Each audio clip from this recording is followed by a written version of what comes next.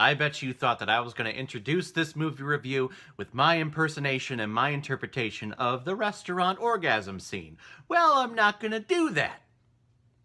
You gotta work for those noises.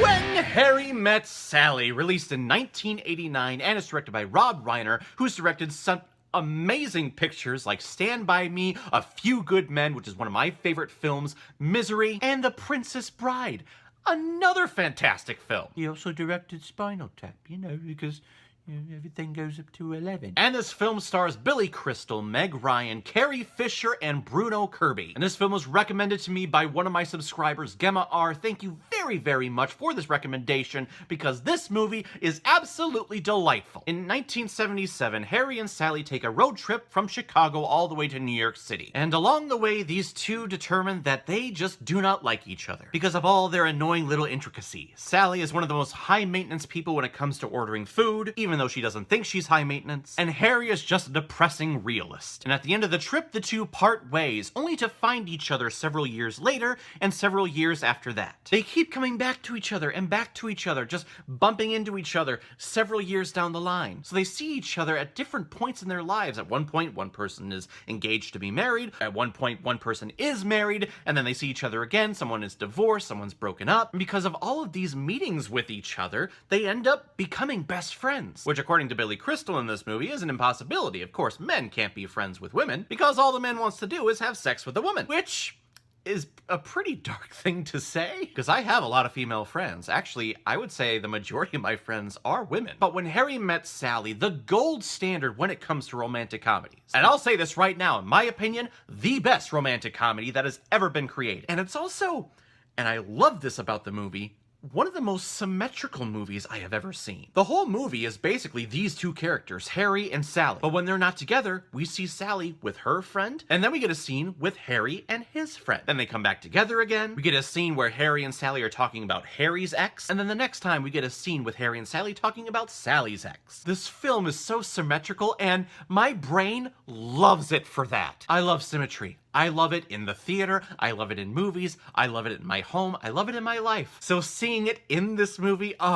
it pleased my OCD. But this film would not work if we didn't have two actors in these roles that are absolutely lovable. Billy Crystal, I mean, who doesn't love Billy Crystal? It was so weird seeing him so young in this movie. My mind is always associated with him with being that middle-aged person, but seeing him in like a baseball t-shirt with really long sideburns at the beginning of this movie, it's really strange. And Meg Ryan, I forget about Meg Ryan and how many of these romantic comedy films that she is in, and how good she is in them. I also forgot how super attractive she is. Like, wow, I completely forgot. And their chemistry with each other, it's contagious. You can't help but watch this movie and just fall in love with these two. Even though at points you think Harry is just being annoying with his realistic viewpoints on life, and how when he reads a book, he always reads the last page just so he knows how the book is going to end, just in case if he dies before he reads the end of the book. Or just how overbearing Sally can be with how high maintenance she is when she goes to a restaurant.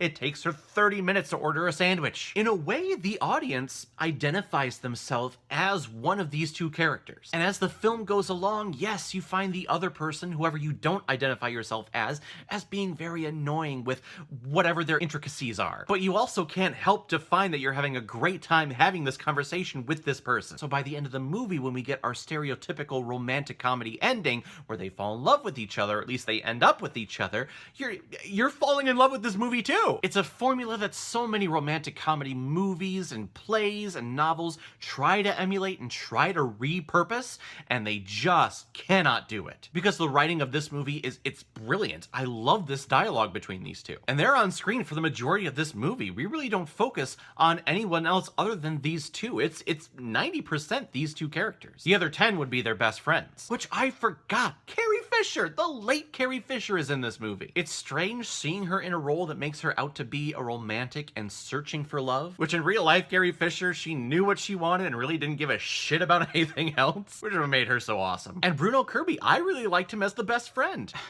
It's so hard to talk about this movie because it's so great, and nothing really big happens other than like the big orgasmic scene that we have in the restaurant. Everything else is just dialogue between these two people. And it's written so well that we, the audience, see ourselves and put ourselves into the shoes of one of those two characters. And a film that is able to do that just through its dialogue and just through the personality of these two actors in these roles, it's a grand slam. I really can't think of anything else to say about this movie other than it's wonderful, it's spectacular, it's sweet, it's everything that romantic comedies and filmmaking should be. If you haven't seen When Harry Met Sally, you are doing yourself a disservice. It is the best romantic comedy out there, and you're absolutely going to fall in love with these characters. I'm going to give When Harry Met Sally 5 out of 5 Blu-rays.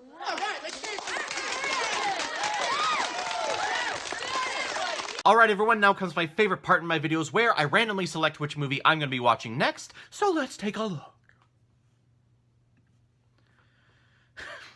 Okay, moving right along with another romantic comedy, probably one not as good as this, What Women Want. Because when I ask that question and I want answers, I think of Mel Gibson. But it was really a romantic comedy for my generation. I think this came out around 2000, 2001, sometime in there. But when you see the title, you think that, oh, this is probably going to get very stereotypical, which in some cases it does, but this movie is very, very smart, and I think very genuine, at least from what I remember. I haven't seen it in many, many years. But that'll be fun to watch for next time. Thank you very much, Gemma R, for recommending When Harry Met Sally. I really enjoyed watching it again this time. If any of you have recommendations of films that you want me to review on here, please leave your comment below this video, or go to my Facebook page, my Instagram, or my Twitter. Leave your recommendation there, and if I have access to it, I will watch, review it, and give you a shout out on the channel. So everyone, have you seen When Harry Met Sally? What did you think about it? Or if you've never seen it before and you stumbled across it because of this video and my recommendation, how awesome is that? Leave your comment below, let me know what you thought about it. And if you like what you saw here, please hit that subscribe button as hard as you possibly can.